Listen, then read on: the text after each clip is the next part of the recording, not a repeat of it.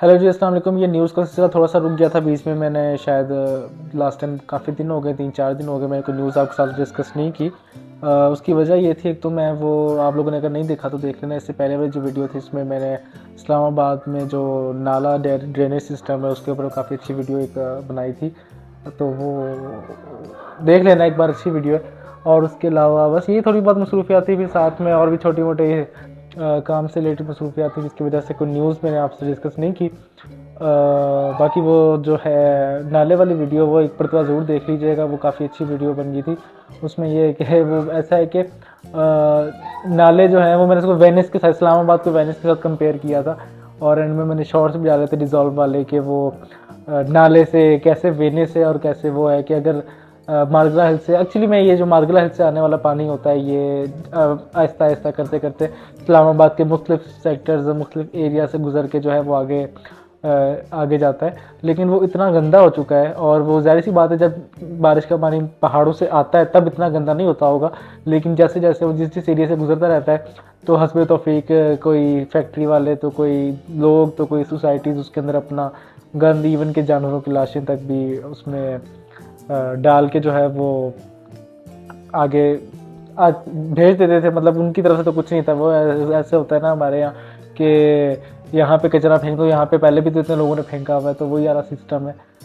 ऊपर से जो वाड़े, जो इस तरह की वाड़े, मतलब वो जो होते हैं जहाँ पे भैंसें वगैरह होती है, दूध वगैरह होती है, उनका कोई जानवर अगर मर जाता है और वो नाले के करीब होते हैं, तो वो बजाय इसके कि गाड़ी करवा के और उसमें भैंसें रख के और लेके जाएं कहीं, जो लाश होती है भैंसों की या जो भी इनका जानवर फौत होता है उसकी, उसको रख के कहीं लेके जाएं, वो क्या करते हैं कि जी वो उधर से ही नाले में फेंक देते हैं। और ये तो हमारी कौम है और सोच हमारी है जी, अमेरिका जाने वाली और यूरोप जाने वाली और वहाँ के जैसा बनने वाली। तो बात वही है कि यहाँ इसको गंदा करके बाहर निकल जाओ, ये तो अपना है ही नहीं ना, वही अपना है जहाँ जाना है। यही मैं अक्सर वीडियो में, हर वीडियो में मेरी आप लोगों का जिसमें मैं न्यूज़ डिस्कस करता हूँ ख़ास तौर पे, उसमें मैं यही कहता होता हूँ। और मैं ये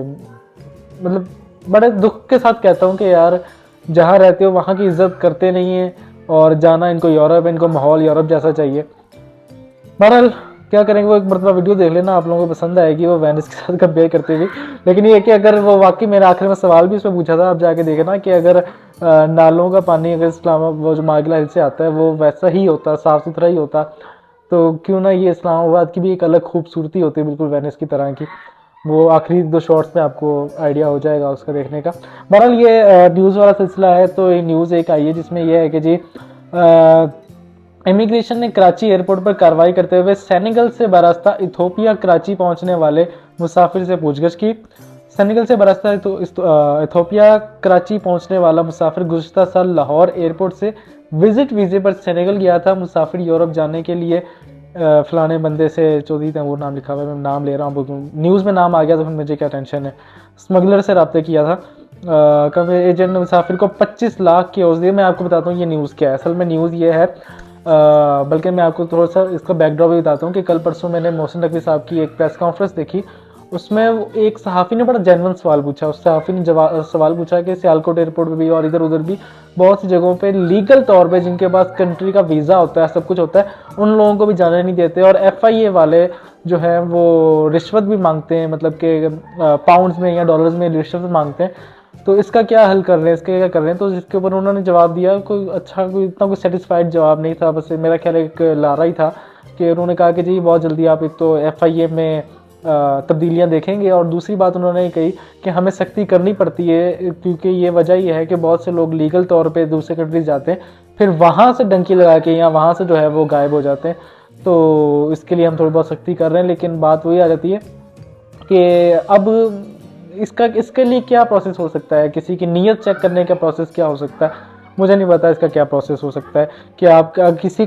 कंट्री जा रहा है विजिट करने के लिए, आप जा रहे हैं, मैं जा रहा हूँ, कोई भी जा रहा है, उसके पास उस कंट्री का वीज़ा है और वो वहाँ जा रहा है, वहाँ जाके उसने उसके पास सब कुछ है, रिटर्न टिकट भी है, सब कुछ है, लेकिन फिर भी उसे नहीं जाने दिया जा रहा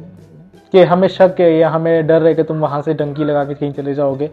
तो ये अब इसको मापने का कोई मेजरमेंट का कोई पैमाना नहीं है। या तो वो एक होता है ना, वो जो क्या कहते हैं उसे, वो क्या कहते हैं यार उसे, वो एक वो जो अक्सर झूठ सच पकड़ने के लिए वो लगाते हैं ना कि वो एक आपको इतनी सारी चीज़ें लगा देते हैं, मैं यहाँ पे फ़ोटो लगा दूंगा आपको आइडिया हो जाएगा। लाई डिटेक्टर मशीन जिसे कहते हैं, लाई डिटेक्टर, तो वो लगा के जो है ना इमिग्रेशन वाले हर एक बंदे को लिटा दिया करें कि हाँ भाई लाई डिटेक्टर पे इससे सवाल पूछो, हाँ भाई डंकी लगाएगा, वो आगे से बोले ना, और लाई डिटेक्टर पे फ़ौरन चेक हो जाए कि भाई हाँ जी ये तो सच कह रहा है या ये तो झूठ कह रहा है, ये तो डंकी लगाएगा, इसको लगाओ फेंटी, इसको भेजो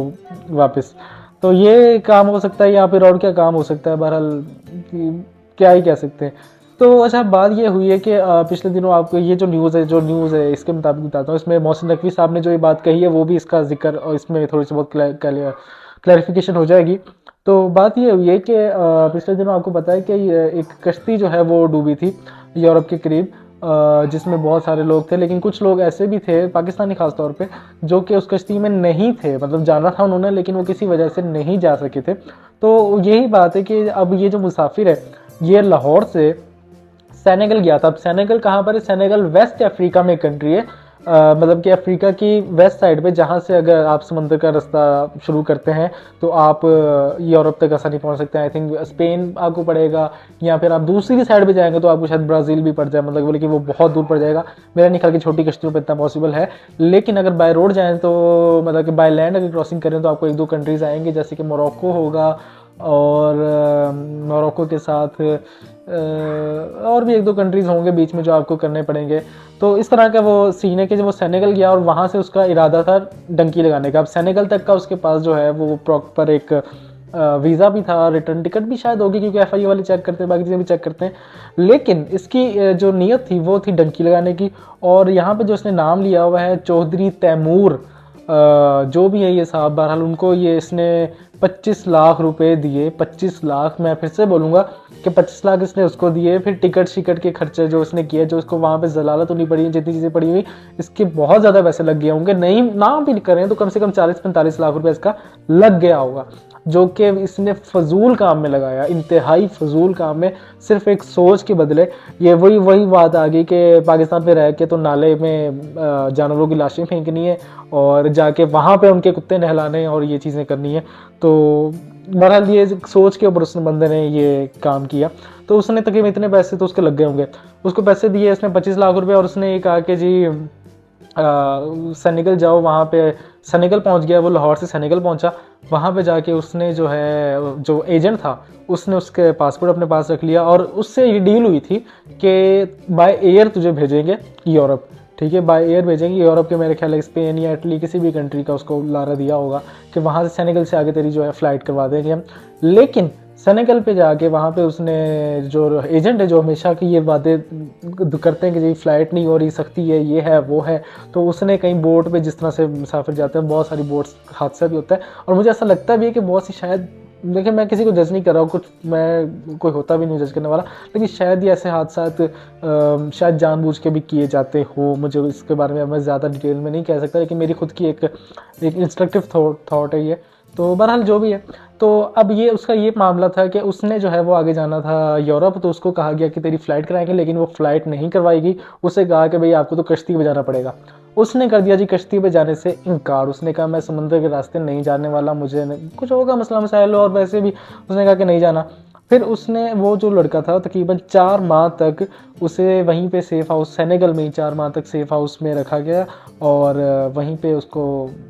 मतलब कि बस वहीं पर रहा, वो और कहीं गया ही नहीं, और इसी कोशिश में कि जी यूरोप किसी तरह चला जाऊँ। लेकिन और उसने ये भी बताया, उस बंदे ने, जब उसे पूछगिछ की गई, कि वो अकेला नहीं था, जिस जगह पे वो था वहाँ पे कोई 13-14 और भी पाकिस्तानी थे, शायद और नेशनैलिटी के भी लोग होंगे, लेकिन उसने बताया कि 13-14 और भी पाकिस्तानी वहाँ पे मौजूद थे। लेकिन फिर वहाँ से, अच्छा जिस तरह मैंने बताया कि यूरोप जाने की कोशिश की गई, तो पहले उसने शायद फ़्लाइट के ज़रिए भी ट्राई किया, जब उसने वहाँ से मना किया या क्या, लेकिन वो वहाँ पे पकड़ा गया, मतलब पकड़ा ऐसे गया कि जाली स्टैंप लगा कर यूरोप भेजने की कोशिश की, लेकिन नाकाम रहे। तो इसका भी यही मतलब है कि जो कोई जाली स्टैंप लगा के, मुझे नहीं पता क्या इसमें उसने हरकत की होगी, लेकिन बहरहाल यूरोप जाने की कोशिश की लेकिन नाकाम रहा।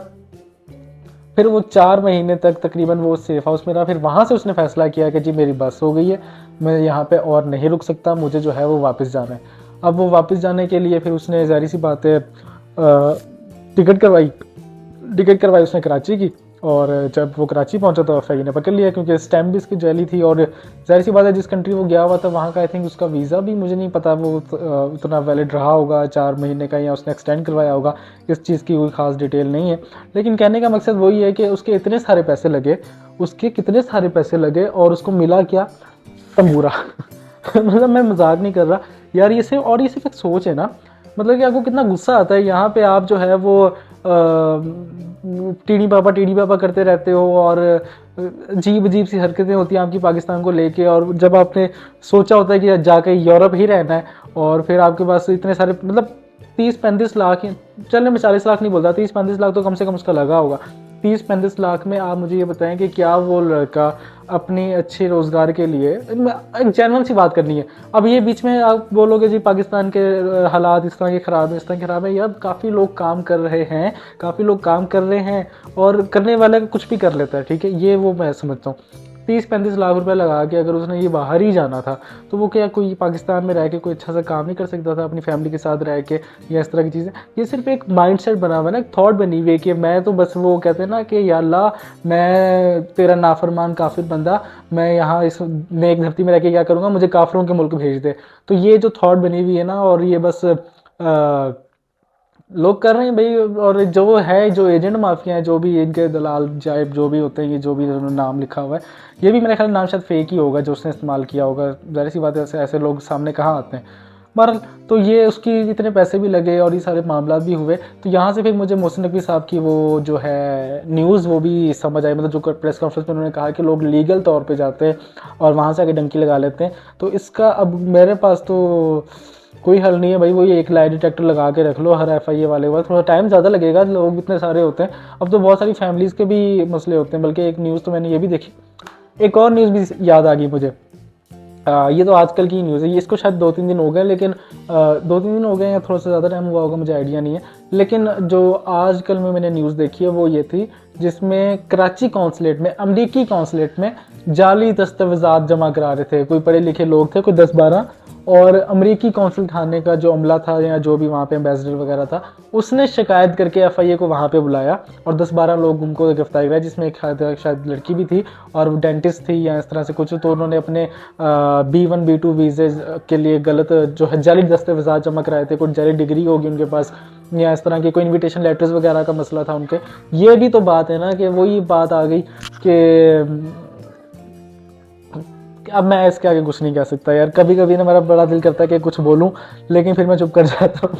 अच्छी बात है। बहरहाल क्या कर सकते हैं, ये आज की न्यूज़ थी। अब आपसे अगली न्यूज़ में कोई मिलती है तो डिस्कस करेंगे। अगर आप लोग भी चाहते हैं कि मैं किसी बात पे डिस्कस करूं तो आप लोग भी मुझे कमेंट सेक्शन में बता सकते हैं। अभी आपसे मिलकर खुशी हुई।